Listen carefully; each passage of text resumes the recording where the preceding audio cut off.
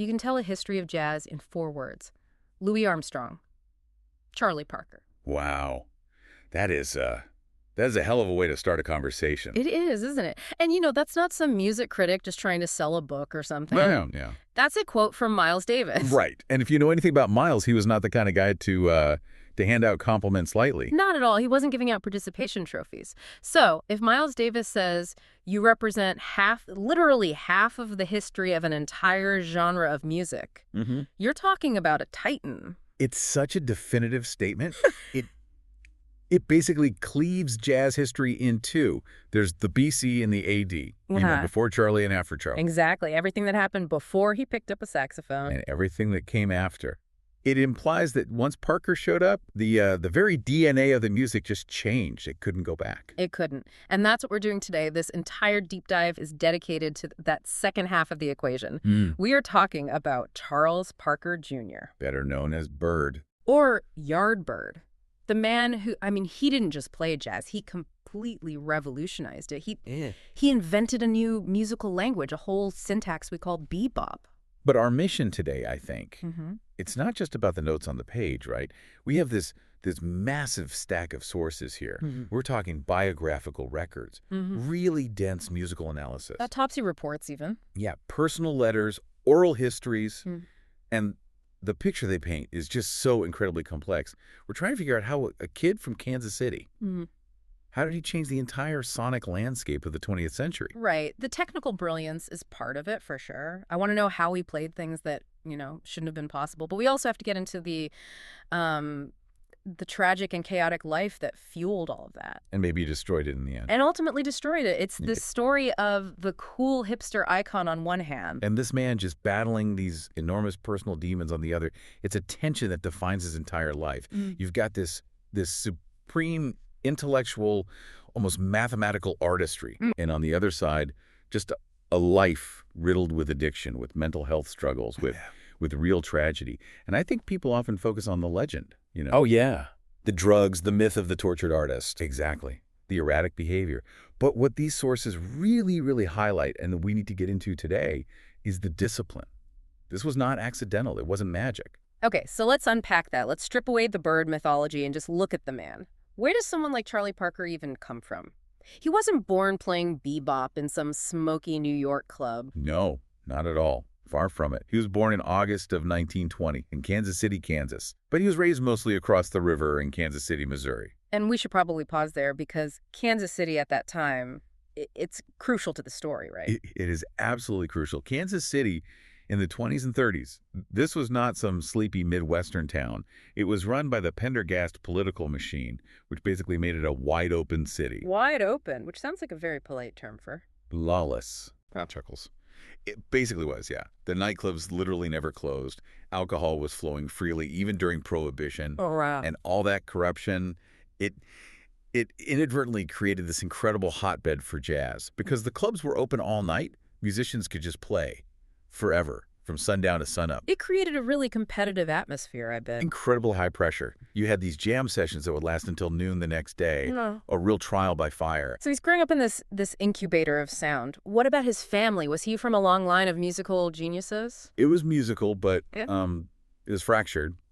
His father, Charles Parker Sr., was a pianist, a singer, a dancer. He was on the TOBA circuit. TOBA, I've heard that. Remind me. It stood for the Theater Owners Booking Association, basically the vaudeville circuit for African-American performers at the time. Right. But the performers had a pretty grim nickname for it. Tough on black asses. It was a brutal life. The pay was low. The travel was awful. His father was talented, but he was also a Pullman waiter and, well, a severe alcoholic. The marriage fell apart when Charlie was about 10. So the father's out of the picture. It's just Charlie and his mom, Addie. Right. And Addie is really the unsung hero here. She worked nights cleaning a Western Union office just to keep things together. She was tough, fiercely protective, and she absolutely doted on him. And she's the one who gets him the saxophone. She is. In the middle of the Great Depression, she scrapes together the money to buy him his first alto sax while he was in high school. Okay, so he gets the horn. And this is where, in the movie version, you'd get the montage of him being an instant prodigy. Yeah, blowing everyone away at the talent show.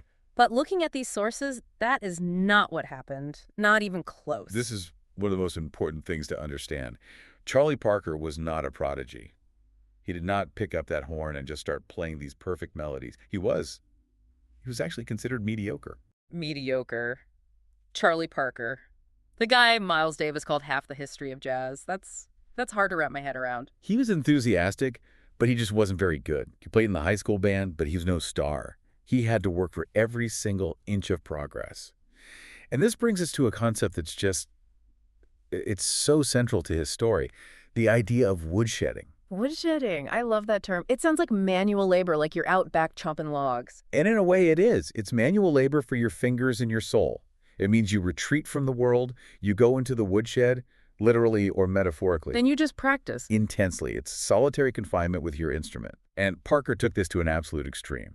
After he dropped out of high school in 1935, sources say he spent the next 3 to 4 years practicing up to 15 hours a day. Wait, 15 hours. So do the math on that. That leaves 9 hours for sleeping and eating. That's it. That is obsessive. It's beyond practice. It's a complete rewiring of your life. It's almost monastic. So what lit that fire? What pushes a teenager to do that? There has to be a catalyst. There was a single profoundly humiliating event. In jazz lore, it's known as the cymbal incident. Oh, this is the famous story. This is like his superhero origin story, but instead of a spider bite, it's just public shaming. That's a good way to put it. It's 1936. Parker is a teenager, maybe 15, 16 years old. He's confident, probably overconfident.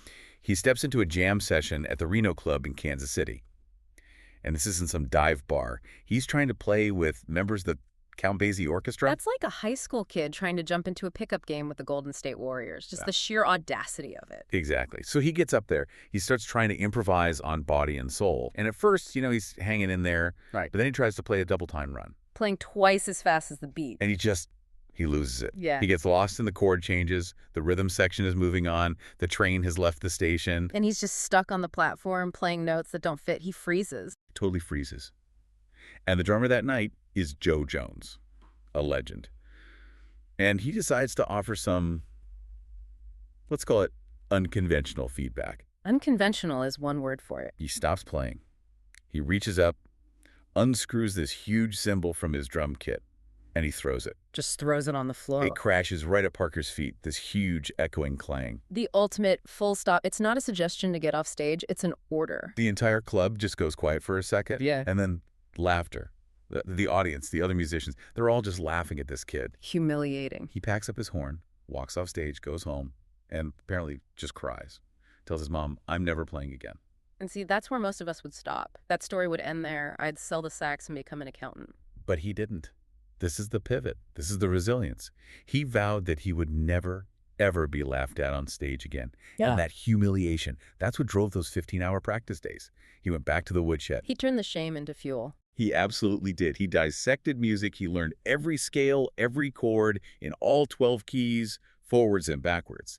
He built his entire technique on the foundation of that failure. It's an amazing story of resilience, but there's a darker thread that starts around the exact same time. As he's building up this musical armor, something else is happening to his body. Yes.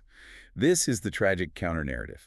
Later that same year, 1936, he's traveling with a band to a gig in the Ozarks. It's winter, the roads are icy. And there's a car accident. A bad one. The car skids, crashes. Parker breaks 3 ribs and fractures his spine. A fractured spine in 1936? I mean, the pain must have been unimaginable. Agonizing. No. And what was the standard medical solution for that kind of pain back then? Morphine. Morphine. And there it is. That's the moment. He's 16 years old. 16. Doctors prescribe morphine for the pain, and that is what sparks the opioid addiction that would follow him for the rest of his life. So at the exact same time, he's forging this incredible musical discipline. He's also being chemically bound to this addiction. It's heartbreaking. It wasn't about partying, not at first. It was just pain management that went horribly wrong. So now he's got the addiction, but he also has the skills. He leaves Kansas City. He's got to go to the Mecca, right? New York City. This is 1939. He goes to New York. And again, you have to dispel any idea of glamour. He's not walking into a record deal. He's dirt poor. He ends up taking a job washing dishes at a place called Jimmy's Chicken Shack. For $9 a week, I think I read? Something like that, yeah. But why there? Why that specific restaurant? Because of the house pianist. The guy playing out front every night was Art Tatum. Art Tatum, the legend. Wait, so Charlie Parker, the future of jazz, is scrubbing pots in the kitchen. Just so he can hear Art Tatum through the door. Wow. And this is so important because Tatum was doing things on the piano nobody else was doing. This unbelievable harmonic complexity, these blistering fast runs, reharmonizing songs on the fly. And Parker is in the back, soaking all of it in. He's hearing the possibilities. And this leads to his own breakthrough, the aha moment. It does. This is the technical discovery where bebop is essentially born in his mind. He was jamming with a guitarist, a guy named Biddy Fleet. They were playing the song Cherokee. Cherokee is a standard, but it's known for being tricky, right? The chords move really fast. Very fast. And Parker said later that he was getting bored. He was bored with the same old stereotyped chord changes. He kept hearing something else, a different kind of melody in his head, but he couldn't. He couldn't get it out of the horn. He couldn't figure out how to play it. And then, playing Cherokee, he had the revelation. What was it? He realized he could use the higher intervals of a chord as a melody line. Okay, stop. Let's break that down. Higher intervals. For those of us who don't have a music degree, what does that actually mean? Sure. So think of a basic chord as like a 3-story house. You've got the ground floor, the first floor, the second floor, the root, the third, the fifth. They're the safe, stable notes. The notes that sound nice together, the stuff you can hum. Exactly. Most jazz players at the time, their melodies lived on those 3 floors. What Parker realized is that he could build a penthouse. Chuckles. A penthouse. He could play the 7th, the 9th, the 11th, the 13th notes of the scale. These are notes that are technically outside the basic chord. They create tension. They sound a little weird, a little dissonant if you just sit on them. So he's basically making the music taller. That's a perfect analogy. But here's the genius part. If you just play those weird notes, it sounds like you're making mistakes. Parker's breakthrough was realizing that if he backed them up with the right chord changes underneath, Changing the foundation of the house. then those high, tense notes would resolve perfectly. He could create this incredible cycle of tension and release at blinding speeds. So it wasn't just about playing fast, it was a complete restructuring of how melody and harmony work together. It was. He was making the music chromatic, complex, intellectual. He said later, I came alive. He finally had the vocabulary for the sounds he'd been hearing in his head all that time. And he wasn't alone in this, right? He starts finding other guys who are also tired of the old swing style. Right. This is where he connects with Dizzy Gillespie, with Thelonious Monk, Kenny Clarke. They start having these late-night jam sessions in Harlem, at places like Minton's Playhouse. And they were pushing the music to its limits. Pushing the tempos so fast that it was a way of keeping the amateurs out. It was intentional exclusion. Totally. They didn't want the guys who couldn't keep up getting on stage. Remember the cymbal incident? They were creating a musical environment where you had to be a virtuoso to even hang. It was musical Darwinism. A secret society of musical wizards. But here's the strange thing about this whole period. This birth of bebop. We have almost no recordings of it. Why is that? It's one of the great tragedies of jazz history, really. From 1942 to 1944, there was a recording ban. A ban. Yeah, the American Federation of Musicians went on strike over royalty payments from jukeboxes and radio. They forbid their members from making any commercial recordings. So this entire musical revolution has happened. In the shadows. Behind closed doors in Harlem clubs, but the microphones are all off. Exactly. So by the time the ban was lifted in 1945, and these guys finally got into a studio, the music had already changed completely. The public was just shocked. They'd missed the whole transition. It was like going from a horse and buggy straight to a jet engine. Which brings us to what people call the golden era, 1945. The ban is over. Parker is ready to finally put this new sound on wax. November 26, 1945. A date you have to remember. Parker leads a session for Savoy Records. And the band he assembled, I mean, it's just ridiculous. It's the dream team. You've got Parker, Dizzy Gillespie on trumpet, a super young Miles Davis also on trumpet, Curly Russell on bass, and Max Roach on drums. And they record Coco. And Coco it's a masterpiece. But it has a secret, right? It connects right back to that breakthrough moment we were just talking about. It's a contrafact, right? Exactly. He took the chord progression from another song and wrote this incredibly complex new melody over it. And that song was Cherokee. The song that unlocked everything for him, he came full circle. And the playing on Coco is just ferocious. It's light speed, it's aggressive.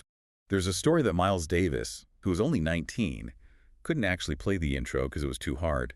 Dizzy had to step in. Dizzy had to play the piano and trumpet parts. That session announced to the world that there was a new king of the alto saxophone. So, artistically, he's at the absolute summit. But just as he's reaching this peak, the personal chaos starts to pull him back down. The band goes to Los Angeles for a gig. And it's a disaster. You have to remember, bebop is intense, it's frantic music. The West Coast audiences were used to more laid-back swing. They wanted to dance. They were not ready for this. So the gig isn't a success, and the band heads back to New York. But Parker stays.